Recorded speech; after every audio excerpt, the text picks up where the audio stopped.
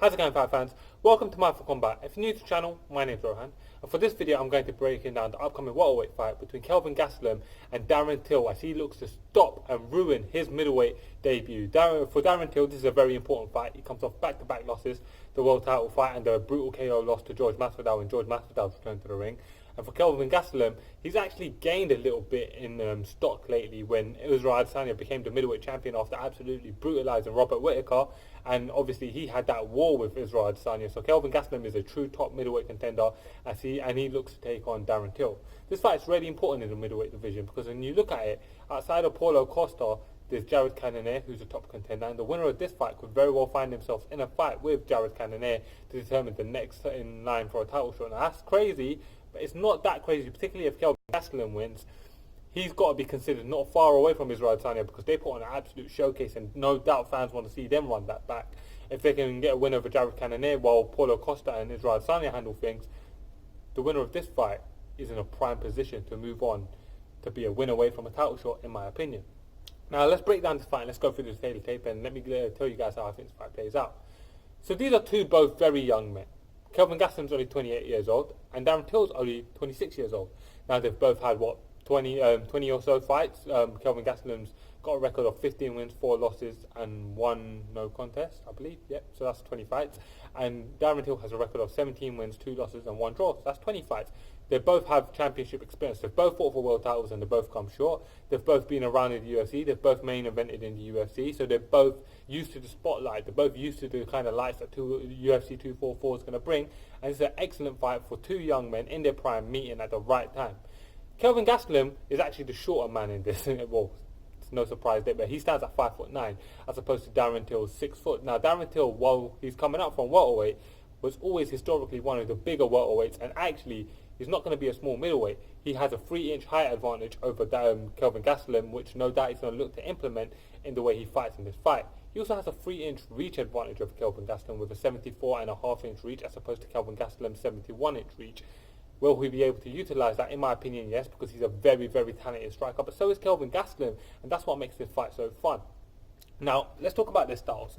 For Kelvin Gastelum, he likes to box. He's a really good boxer. He's got really fast hands. He's got great footwork. Now, yes, he's got wrestling, and he has previously employed wrestling in his fights, but lately he's been a striker that uses his hands. He's got swift, fast hands, and he uses great footwork to put himself in good positions to land his fast punches. He's actually got some of the fastest hands in the whole of the middleweight division, which is what's made him so successful.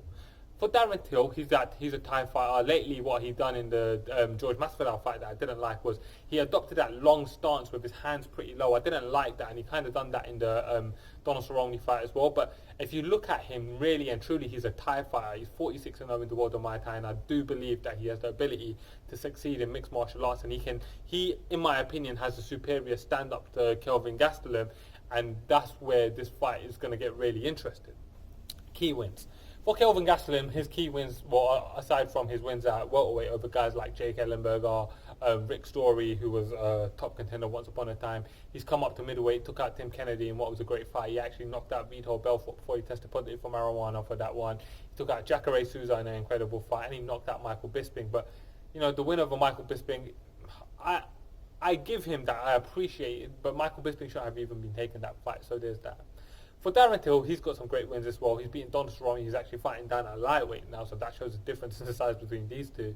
He's also taken out Stephen Thompson in a close fight. I do feel like that fight could have gone either way, but he's got that win, and Stephen Thompson's a top contender at welterweight and a really respected fighter, so that's a good fight. And he's obviously had that draw with Nicholas Dalby as well, who's a guy who I really respect as well. Now, when we're talking about this fight, there's a couple of things that we need to think about, and some of those things are the issues. For Kelvin Gastelum, his issue is going to be his willingness to get into stand-up exchanges. And getting into stand-up exchanges with a striker like Darren Till, is that the best route for him to go to victory? I don't know, particularly when he's got the wrestling game plan, but I'm willing to venture a bet that he's going to want to strike with Darren Till, so that's interesting for me to think about. And another one of his issues is going to be size in this fight. Size will be a factor, even though he's the middleweight, and that's kind of crazy. For Darren Till, I think the issue is going to be, he got knocked out in his last fight, and he took some damage against Tyron Woodley in his last fight. How's that going to impact him? And secondly, he's coming up in weight class. This is a whole new ball game. How's the body going to react to, the reduced weight cut, it should be positive, of course, no doubt, but it's going to be really interesting. The X factor for Kelvin Gastelum is going to be A, he's at home at middleweight, and B, his wrestling, he can wrestle. And for Darren Till, his X factor is going to be his stand-up skills. He's a polished striker, like I said, he's 46-0 in the world of Muay Thai. We got to respect his stand-up hell of a lot. Let's get into my prediction. I'll tell you guys how I think the fight plays out. A couple of things to consider in this fight. So firstly, Darren Till's fight with Tyron Woodley. Now, yes, he lost, and yes, he got dropped, and yes, he got brutalized, but there was something that we could take from that fight. Is that a 5'9" wrestler like Tyron Woodley, who I think is a slightly better wrestler than Kelvin Gastelum, wasn't able to take him down. Tyron Woodley is a very decorated wrestler. He only got him down after he knocked him down.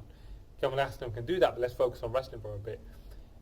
If Tyron Woodley was unable to take down Darren Till was able to avoid those takedowns, then I don't think Kelvin Gastelum will be able to. Now, on the feet, what happens? Kelvin Gastelum has really swift hands, and if George Masvidal was able to knock him out, Kelvin Gastelum can definitely knock him out. The difference is, I believe that he got a bit complacent in his fight with George Masvidal, and I think if he fought George Masvidal 10 times, I think Darren Till will win probably 9 of those. That's a crazy statement, but it's what I believe is my opinion. And if you saw the fight with George Masvidal, he dropped George Masvidal so early in the fight, I believe he would have stayed calm, composed, he would have won. The arena in UFC London for him versus George Masvidal was absolutely electric. No doubt he got caught up in the atmosphere and that impacted his performance, and I have to believe that made him fight a certain way. With that being said, how does this fight play out? I don't think Kelvin Gastelum takes him out. I don't think Kelvin Gastelum will try to take him down. I believe this fight will be fought on the feet. Now, I know a lot of people are like surprised that Darren Till's taking this fight. They're saying he's going to get knocked out. But I struggle to see it. Yes, he got dropped, KO'd by George Masvidal. And yes, he got dropped by Tyron Woodley. But he's young. At middleweight, he should be more durable. And as a striker, he's more polished. He's a better striker of the two. In a stand-up fight, if this was a Muay Thai fight, I will pick Darren Till 100 times of 100 times because he's a 46-0 Muay Thai striker.